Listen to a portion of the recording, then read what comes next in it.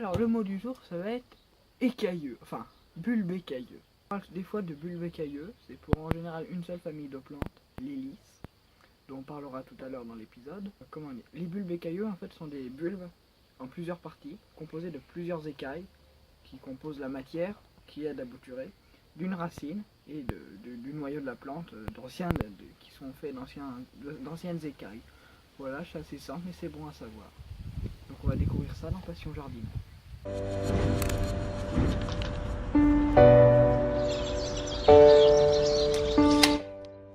Eh bien, bonjour à tous et bienvenue pour un nouvel épisode de Passion Jardinage. Premier depuis longtemps. Hein. Voilà, ça fait très longtemps qu'on s'est pas vu. Dans le dernier épisode, on vous a un petit peu expliqué, mais ça a pris 2 secondes parce qu'on était en projet art plastique.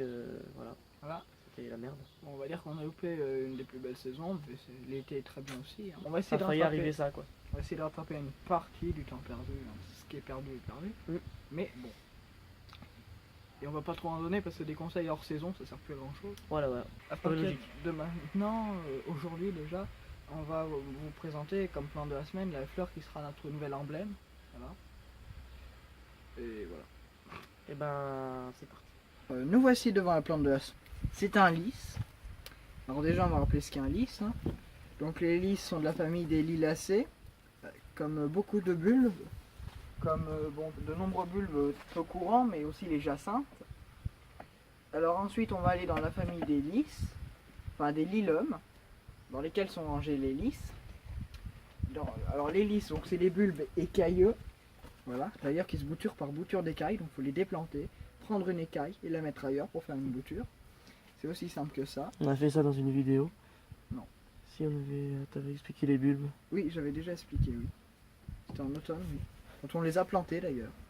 Quand ils ont été plantés, ces petits bébés là. Alors, dans les lys, il y en a plusieurs. Il y a les lys botaniques et les lys asiatiques et d'autres.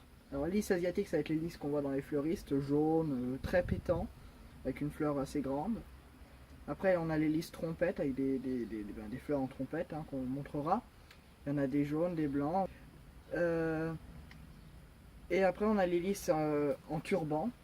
Donc le turban turc, comme le lys martagon qui est devant vous. Donc ils sont des lys avec les étamines et les sépales, enfin les étamines et le pistil qui retombent, tandis que les pétales remontent, sont incurvés. Alors donc là c'est vraiment la plante, le lys martagon. Donc on est devant un beau martagon. Plante qu'on peut trouver en Europe, même en France, dans le Massif central et ailleurs. Celui-ci est un peu plus foncé que les vrais martagons de France.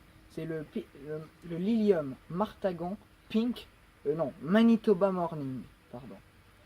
Voilà, il y en a d'autres variétés, mais bon, là je vous présente le Lilium. Tes souhaits. Voilà, je rappelle donc son nom, le Lilium martagon Manitoba morning. C'est une très belle plante, pétales rose léopard. Donc voilà. Alors ça fait très longtemps que cette décoration est là. Cet arrosoir et le pot qui est là. Ce pot là et cet arrosoir, ça fait très longtemps qu'ils sont là, mais on n'en a jamais vraiment parlé. On n'en a même jamais parlé, messire.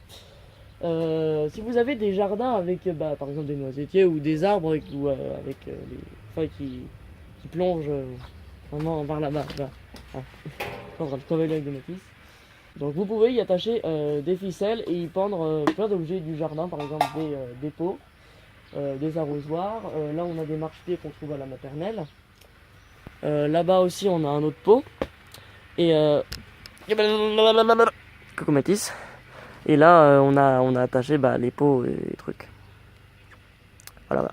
Et derrière ce noisetier il y a ça, il y a un autre pot comme celui derrière, ici il y a le carillon, et en hauteur il y a ça, les cache-pots et les pots qui pendent. Et voilà. Et ici, on a les bouteilles. Voilà, qui sont moches. Mais voilà. C'était tout pour cette astuce décoration. Alors, on se retrouve pour l'astuce plante. Et comme beaucoup de personnes, vous avez sûrement les bouteilles en vin, de ce que vous voulez. Vous n'avez rien vu, bien évidemment. Vous n'avez rien vu, bien évidemment. Donc, les bouteilles qui traînent dans les caves ou qui vont au verre ou des choses comme ça. bah, il faut en faire quelque chose, parce que sinon c'est triste. De jeter du verre, de jeter du verre, de jeter du verre. C'est un beau matériau hein, quand même. Bon, alors, on va éviter la bouteille d'alcoolo qu'on fout partout. Hein. On va essayer d'être un peu plus distingué. Donc, on va parler du matériau vert. Bon, en tout. Première chose qu'on va faire, c'est comme des petits terrariums. Vous y appelez comme vous voulez, mais voilà. Déjà, choisir sa bouteille. On va éviter ce genre de bouteille de vin très foncé. Voilà, comme ça. Là, on voit pas très bien à travers, donc c'est pas intéressant. Il y a même plus foncé, il vaut mieux pas. Il vaut mieux prendre des bouteilles assez claires, presque jaunes, vous voyez. Ça, c'est parfait, c'est ce genre de bouteille.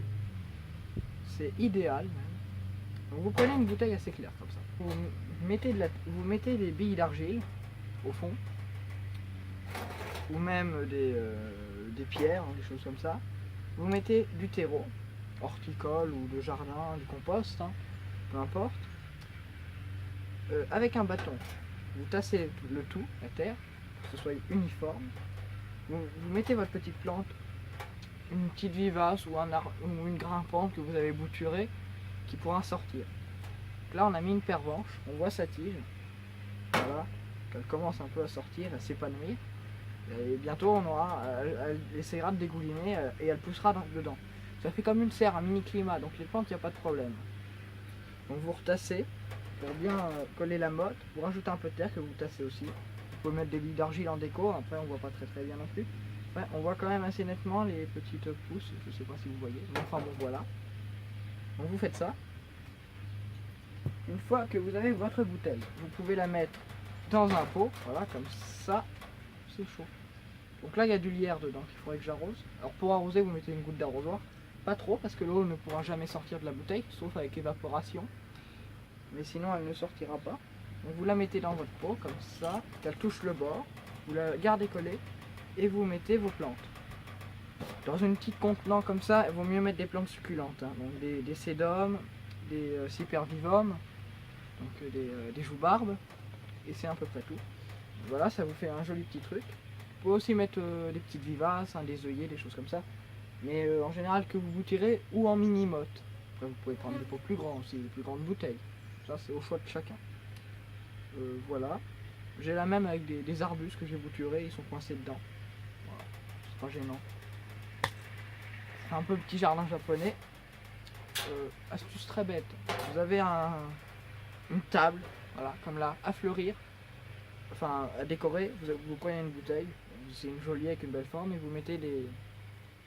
Voilà, qui se referme sur le bas et vous mettez des graminées. Ça fait un bouquet sec, c'est assez sympa. Et la dernière idée, c'est avec un bocal. Donc, tout le monde a des bocaux.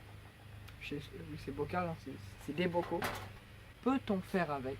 On peut faire ce genre de choses, c'est-à-dire des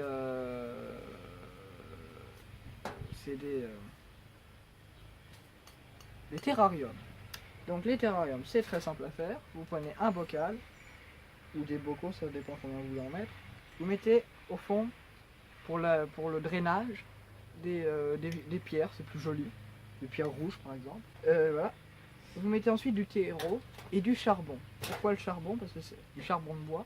Ça se mélangera à la terre très lentement. Et qui fait que dans très longtemps, elles auront toujours de la matière organique. Donc le terreau sera plus de la terre qu'autre chose. Voilà. Vous mettez des plantes, voilà. Attends, on va l'ouvrir exceptionnellement. Vous mettez de la mousse, je ne sais pas si vous voyez, mais on met de la mousse. Un peu de pierre pour faire un petit décor boisé.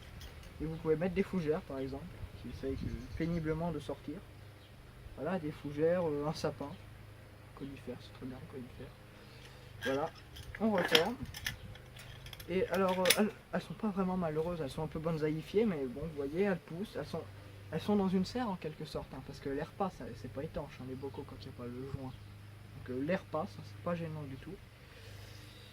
Et donc votre verre est recyclé et pour longtemps. C'est un truc assez joli, assez curieux à montrer à vos amis. Voilà.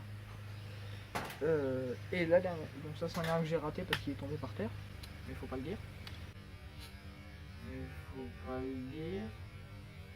Et la dernière chose que je vais vous montrer que Rémi va me passer, c'est les petits sapins.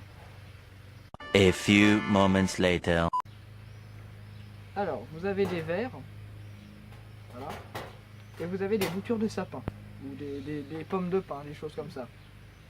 Vous voulez les bonsaïfier simplement, sans avoir les méthodes compliquées chinoises ou japonaises, je sais plus. Donc vous prenez un verre, voilà, c'est joli. Voilà. Vous mettez votre petit conifère. Là c'est peu importe. Si c'est des conifères, hein, peu Les importe. professionnels pas crédibles. Là c'est des nains, donc ça c'est plus ça c'est du thuya, ça c'est des petits cyprès.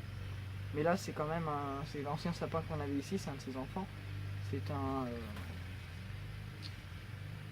mais peu importe. C'est un grand sapin, mais il est bonsaïfié et vous voyez les petits trucs verts, c'est les pousses. Donc il pousse, il se plaît, sans problème. Dans la mousse, il sent chez lui, il est bonsaïfié, il pousse, mais il gardera cette forme pour un moment, on dirait un petit bonhomme. Coucou, coucou, coucou, coucou, coucou, coucou. Voilà, je sais, je ne suis pas crédible, mais bon voilà. Et pour l'arrosage, laissez la pluie faire. Enfin, si vous êtes dans une terrasse avec un toit, vous arrosez, bien évidemment. Donc voilà. C'est bien que ce soit assez humide, hein. Normalement ça devrait couler. Non, parce que c'est sec. Mais voilà, c'est bien que ce soit assez humide. Ben voilà, on passe à la suite. Et bien voilà les amis, cet épisode est déjà fini. Mais bon, vous avez quand même, je l'espère, appris des choses. Si vous avez des choses à demander, des conseils sur les plantes ou de la déco à faire, un jardin à aménager aussi, Vous pouvez voir notre site internet et notre Discord aussi. Notre Discord, il n'y a personne, il n'y a que nous deux dessus pour l'instant. Donc notre Discord, c'est là où on vous répondra. Donc si vous avez des questions, vous venez sur le Discord, on sera là pour vous répondre. Si vous voulez vraiment les mettre sur YouTube, vous pouvez. Vous pouvez, mais vous n'êtes pas sûr d'avoir une réponse tout de suite. Voilà. Ou alors par email, mais alors là, c'est encore... Et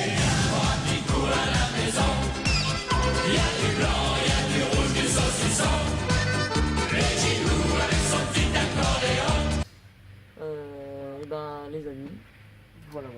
à la semaine prochaine. Prochaine.